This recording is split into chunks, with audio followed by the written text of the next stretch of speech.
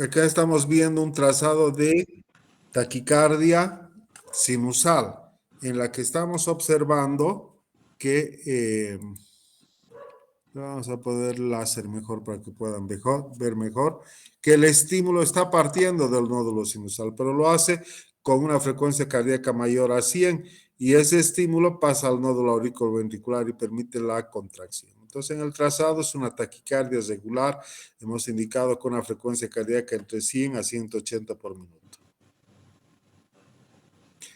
Por el contrario, cuando la frecuencia cardíaca es menor a 60, hablamos de bradicardia sinusal, como se observa en el trazado.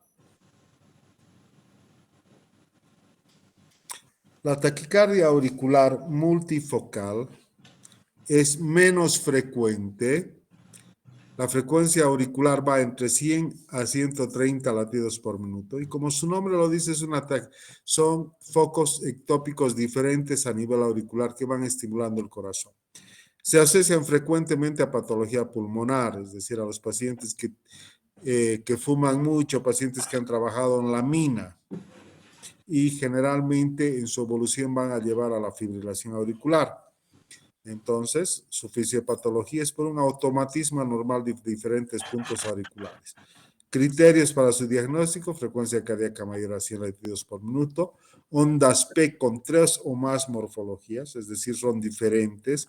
El intervalo entre una onda P y la otra onda P, el intervalo PR y RR son variables. Después, el diagnóstico diferencial se hace con la fibrilación auricular. Acá estamos viendo la taquicardia auricular multifocal. El paciente, como ustedes pueden ver, está cianótico. Diferentes puntos de actividad ectópica a nivel auricular van llevando sus estímulos al nódulo auriculoventricular, pero obviamente no todos estos van a ser transmitidos. Hemos indicado que las ondas P van a ser de diferente morfología. Esta onda P no es igual a esta. Y el intervalo PP también va a ser variable. Este intervalo PP es diferente a este otro. Y existen P's de diferentes morfologías. Esta onda P es negativa, esta onda P es positiva. Taquicardia auricular multifocal. Una arritmia que generalmente se encuentra y se observa en personas jóvenes, como ustedes, digamos, es la taquicardia paroxística supraventricular, dentro de la cual la más frecuente es la taquicardia por reentrada nodal y que no necesariamente implica una alteración anatómica. Se caracteriza porque tiene una frecuencia cardíaca entre 150 y 250 por minuto. Es una taquicardia regular. Al estímulo carotídeo, lo que podemos observar es el cese abrupto de la arritmia o no puede tener efecto. El paciente puede manifestar palpitaciones de inicio súbito, por eso se llama paroxística. Ocasionalmente pueden acompañarse de angina de pecho o síncope. Al estímulo vagal hemos dicho que el estímulo vagal puede ser el masaje carotídeo, que es lo que hacemos frecuentemente, la compresión ocular, que básicamente ya no la realizamos, o la maniobra de Valsalva. Y acá estamos viendo el nódulo auriculoventricular y un circuito desde entrada, con una vía rápida y una vía lenta, ¿no? Y pueden haber estímulos que parten del nódulo auriculoventricular hacia las aurículas, impulsos retrógrados. Y el trazado sería esta, una taquicardia, como ustedes están viendo, regular. En la que sí estamos viendo una P que precede al complejo QRS negativo, pero en la mayor parte de los casos la onda P no se observa, está dentro del complejo QRS. Este trazado sí ya tiene la mayor parte de las derivaciones y están observando, primero, ¿tiene onda P o no tiene onda P? ¿Ven onda P? Sí, Chicos, doctor. vamos a ver. Sí. ¿Dónde ven una onda P? No sé sobre una onda P clara. ¿Esta taquicardia es regular o es irregular? Irregular. regular, ¿verdad? Entonces una taquicardia paroxística supraventricular. Y entonces hemos dicho el control puede ser por estímulo vagal o por medicamentos. ¿Qué medicamentos podrían controlar esta taquicardia? ¿Cuáles conocen? Beta bloqueantes.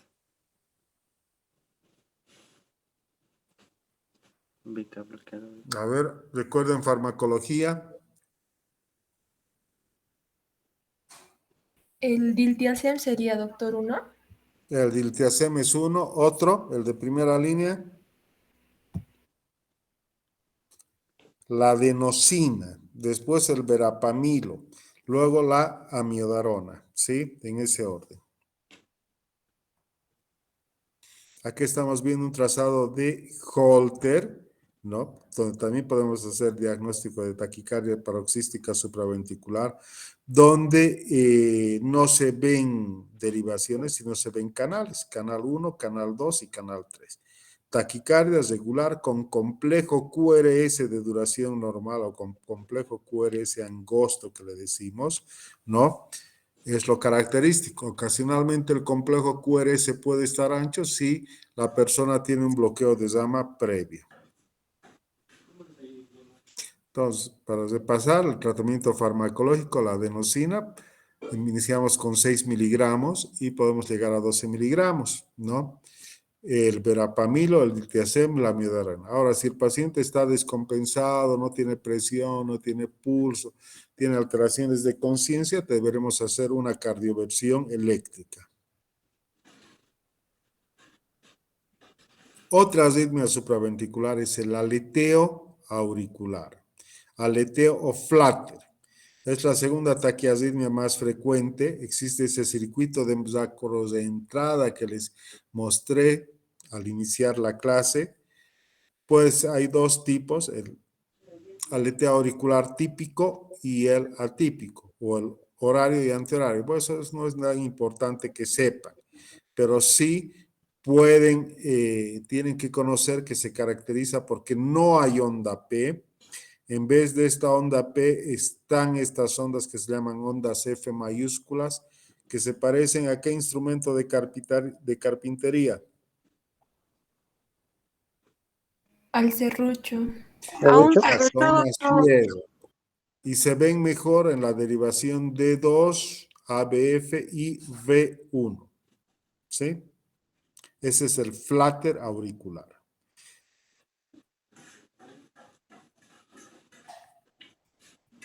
Entre las características electrocardiográficas vamos a tener que la frecuencia cardíaca auricular, es decir, esas ondas F mayúsculas que han visto, pueden estar con una frecuencia cardíaca entre 250 a 350 por minuto. Pero de esas 350, de esas dos ondas F, por ahí de las dos pasa una o de tres pasa una. Por eso se llama con conducción 2-1, 3-1, 4-1. Si hacemos estímulo carotídeo, la frecuencia cardíaca va a disminuir.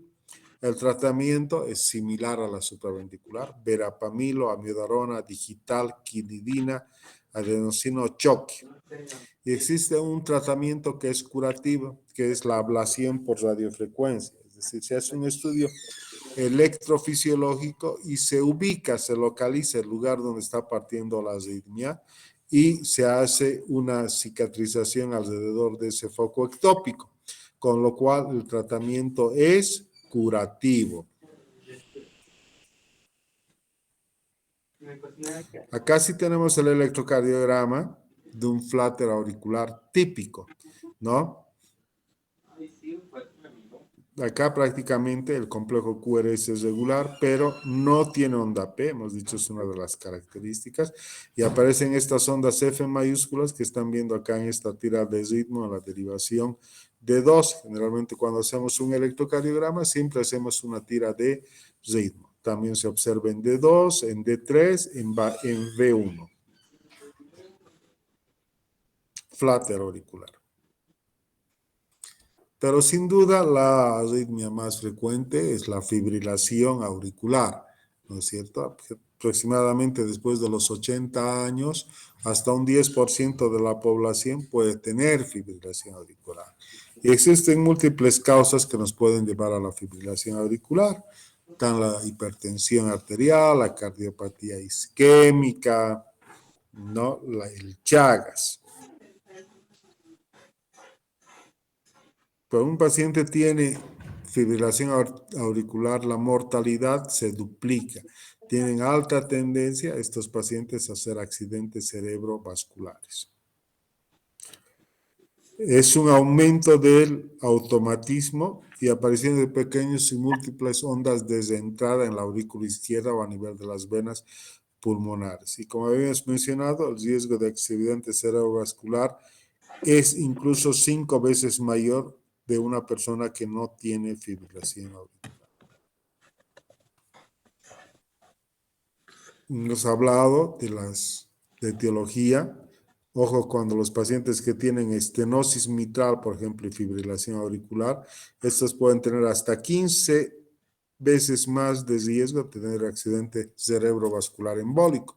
Es porque eso que a estos pacientes siempre debe darse en su esquema terapéutico o un antiagregante o un anticoagulante.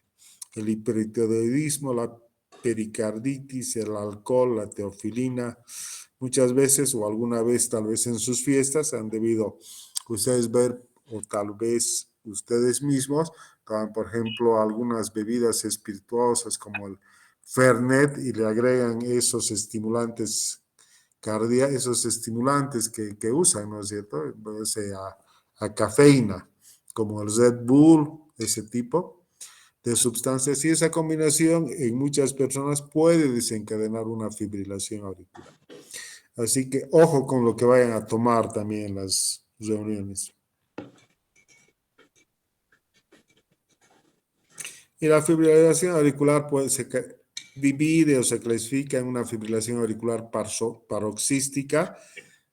Usualmente dura menos de 48 horas, persistente, cuando dura más de 7 días y requiere cardioversión, cuando es prolongada más de un año y permanente ya es definitiva, diríamos, ¿no?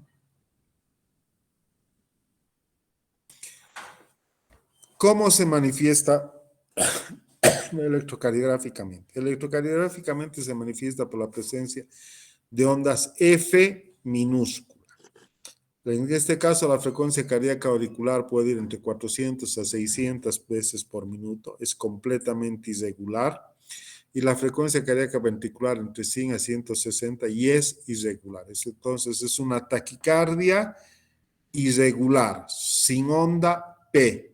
Y podemos tener fibrilación auricular de alta respuesta, por ejemplo, 180 a 200 por minuto, o fibrilación auricular lentas de 40 o 50 por minuto. Vamos a ver algún electrocardiograma característico. ¿No? ¿Qué les parece? ¿Hay onda P o no hay onda P?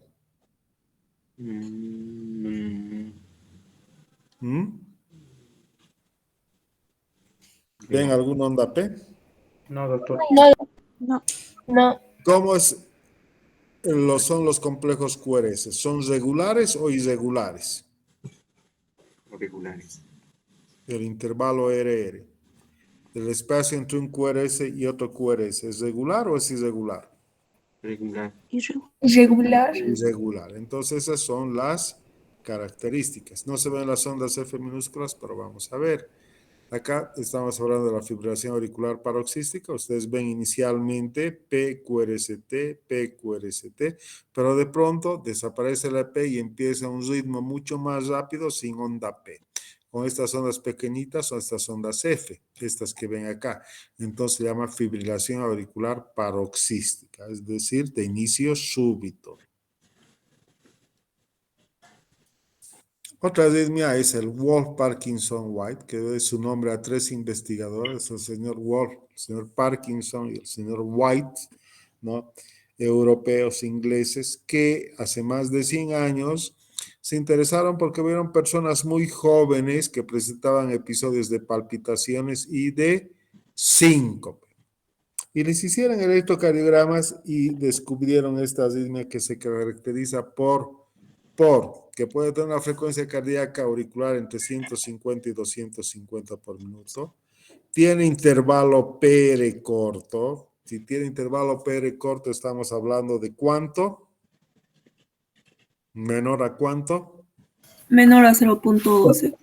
Menor a 0.12 de segundo o menor a 120 milisegundos. Es lo mismo.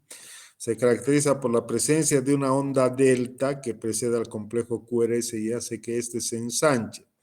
Y el tratamiento es similar a la taquicardia paroxística supraventricular, ¿no? Y el tratamiento curativo es ese que habíamos mencionado para la paroxística supraventricular, que es la ablación por radiofrecuencia. Y estos son los tres señores que les había mencionado, que descubrieron esta arritmia en 1930, ya van a ser casi 100 años, ¿no?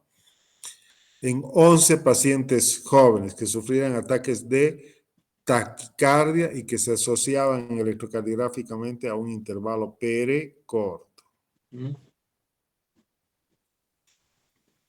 Y se caracterizaba porque la excitación, la conducción no se veía el trayecto normal, sino que había una vía anómala, como están viendo en la imagen A, que conectaba la aurícula con el ventrículo, es decir, el estímulo no pasaba por el nódulo auriculoventricular, sino lo hacía a través de un haz anómalo, y las más frecuentes se llama haz de... ¿Qué se llama este haz? Haz de Kent, ¿no? Una vía anómala. Pero había otras vías anómalas que podían ser atrio-isianas, es decir, de la aurícula a las de His, otra que podían venir del nódulo AOB al ventrículo, otra del His al ventrículo. La que prefiero que recuerden sobre todo es esta, la vía anómala aurículo-ventricular. Y ustedes están viendo acá el corazón, que normalmente debería bajar en este sentido por el nódulo AB, pero en este caso lo hace por la vía anómala y va a excitar en forma prematura el ventrículo, pero se llama preexcitar, y dependiendo del grado de penetrancia, puedo hacerlo en una pequeña parte del ventrículo o en una gran parte del ventrículo. Y eso va a hacer que esta excitación genere esta onda delta, un intervalo PR corto, porque no está pasando el estímulo por el nódulo AB, y que el complejo QRS se ensanche. Entonces, intervalo PR corto, complejo QRS ancho y onda delta. Esas son las características.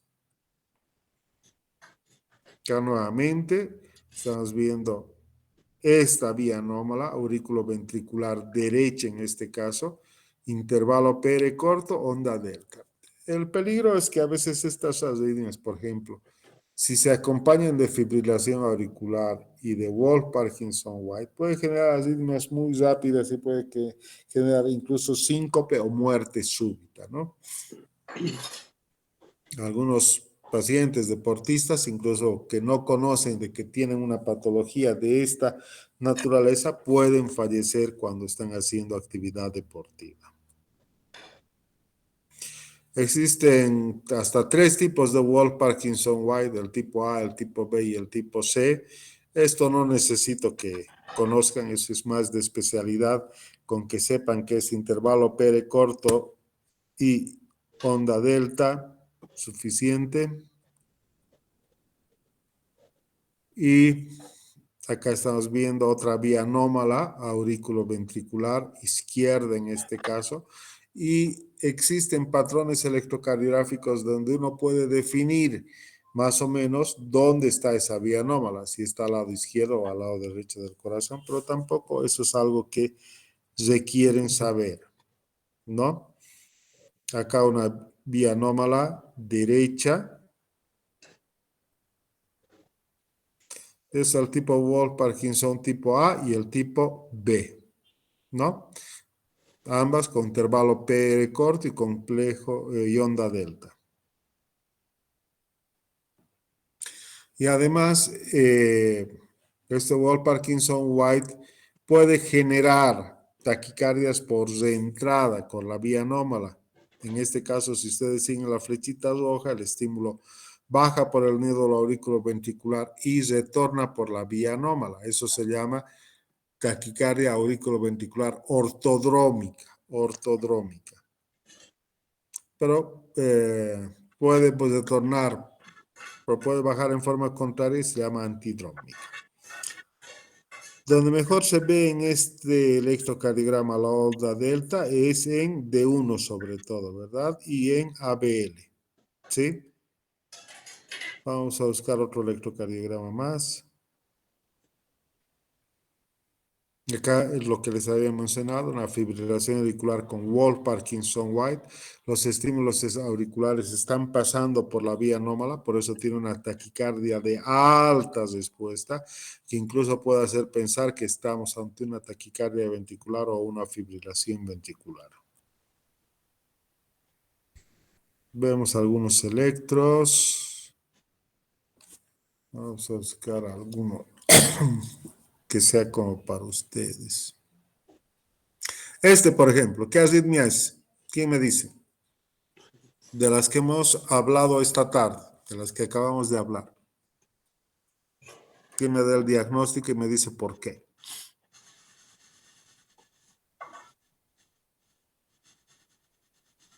Nadie. Una fibrilación auricular. No.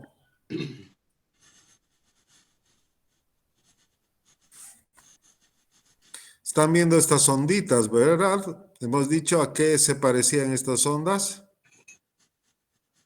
Se escuchó. Sí, ¿y en qué arritmia se ve eso? Aleteo auricular. Eso, esto es un aleteo auricular o un flutter auricular. Y tienen, por ejemplo, 1, 2, 3, 4 ondas F mayúsculas y una conduce. Acá 1, 2, 3 ondas F mayúscula y una conduce. Entonces, con conducción 4, 1. Así se ve el flutter auricular. Y acá, ¿qué ha pasado? Este es un Holter. 3 derivaciones. ¿Qué estamos viendo? P, QRST, P, y de pronto no hay P, ¿no es cierto? Existe una pausa larga. Eso se llama un paro sinusal. Es decir, no ha salido el estímulo del nódulo sinusal. Esta arritmia podemos observar en la enfermedad de Chagas y es una frecuente indicación de implante de marcapaso. ¿Qué arritmia es esta? ¿Tiene onda P o no tiene?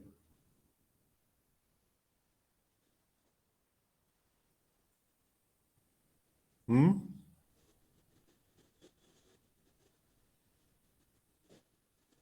No. No. ¿Es una taquicardia regular o irregular? Irregular. Irregular. Entonces, ¿qué es esa arritmia que no tiene onda P y es irregular? Fibrilación auricular. Exactamente, fibrilación auricular. Vean estos espacios más largos, acá más cortitos, más cortitos. No se ven muy bien las ondas F minúscula, pero es una fibrilación auricular de alta respuesta. ¿Qué arritmia es esta?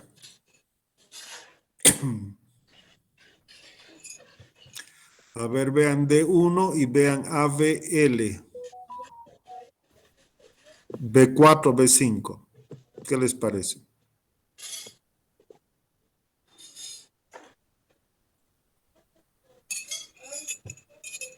Que tiene una onda delta acá, ¿verdad? Un ascenso brusco. ¿No? Acá no se ve muy bien la onda P, pero acá sí se ve, es decir, sabemos que es un ritmo sinusal, ¿no? Y acá se ve una onda P chiquitita con un poco de voluntad e inmediatamente después aparece la onda delta. Wolff, Parkinson, White. Esta pasamos. ¿Esto qué es?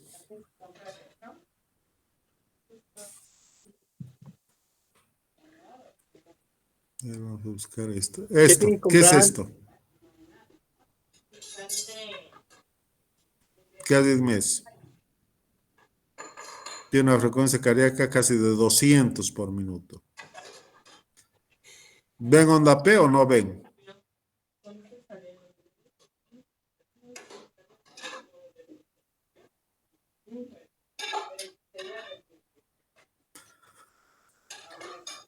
No, ¿Es una taquicardia regular o irregular? ¿Mm?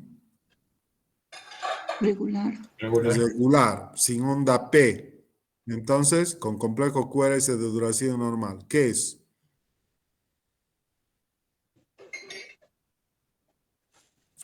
Una taquicardia paroxística tal Es vez. una taquicardia paroxística supraventricular.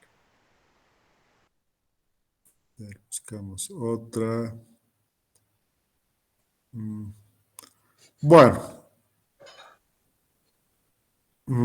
esas creo que son las arritmias más importantes, ¿no? Supraventriculares y esas las que tienen que conocer. ¿Sí?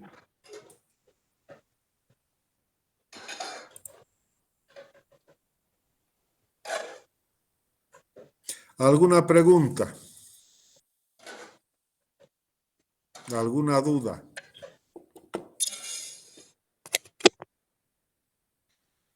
Entonces, arritmias supraventriculares, la fibrilación auricular, las extrasístoles supraventriculares, la taquicardia auricular ectópica, la taquicardia multifocal, el flutter auricular, la fibrilación auricular, la taquicardia paroxística supraventricular. ¿Está?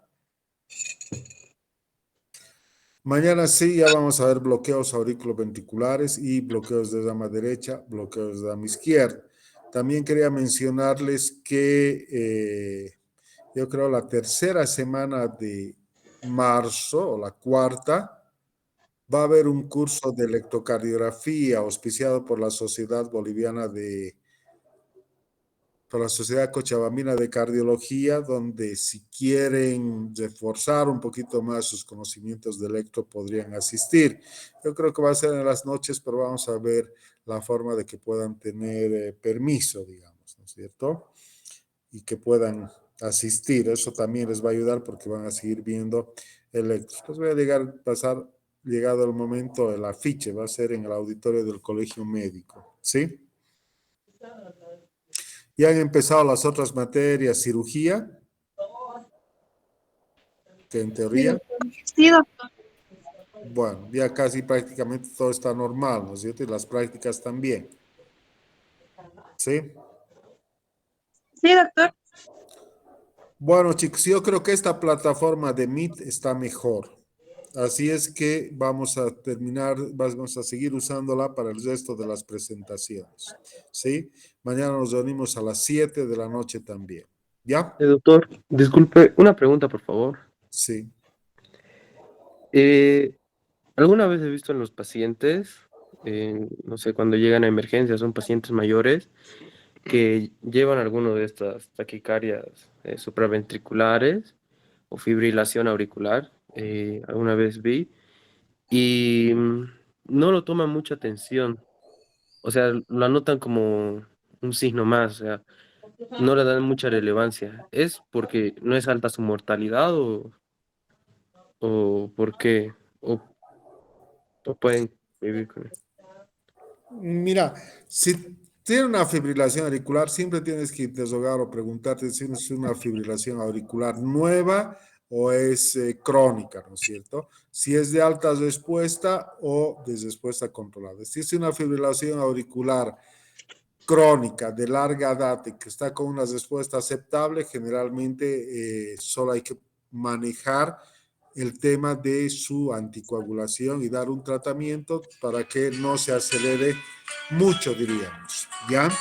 El corazón. Pero si es una fibrilación auricular muy rápida, aguda, de reciente comienzo, entonces a ese paciente hay que cardiovertirlo, que puede ser una cardioversión farmacológica o puede ser una cardioversión eléctrica, dependiendo de si está compensado o si no está compensado. Si existen dudas, si es más de 48 horas, generalmente está indicado hacerles un ecocardiograma para ver que no tenga un coágulo en el corazón. Porque si tiene un coágulo y le hacemos una cardioversión, ese coágulo se puede borrar al mismo y le puede dar una embolia. Pero sí hay que darle mucha importancia particularmente a la fibrilación auricular por el riesgo de embolia, ¿no es cierto? Y las taquicardias paroxísticas supraventriculares, ¿por qué no podemos dejar un paciente con 180 o 200 latidos por minuto en forma permanente? Porque va a llevar a una miocardiopatía por arritmia, ¿sí? Lo importante es saber hacer el diagnóstico y el diagnóstico tienen que hacerlo electrocardiográficamente. Ahora existen equipos que automáticamente al final te sacan el diagnóstico, te dicen tiene tal cosa. La idea es que ustedes no tienen que ir a leer eso, tienen que saber interpretar. Para eso están aprendiendo. ¿Alguna otra pregunta?